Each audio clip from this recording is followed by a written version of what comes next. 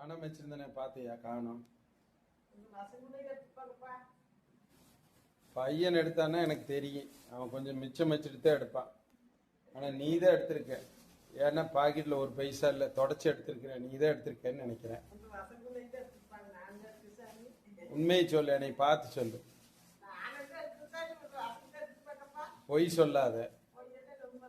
பின்ன என்ன, அவன் எடுத்தானா ₹1 ₹2 விட்டுட்டு தான் எடுப்பான்.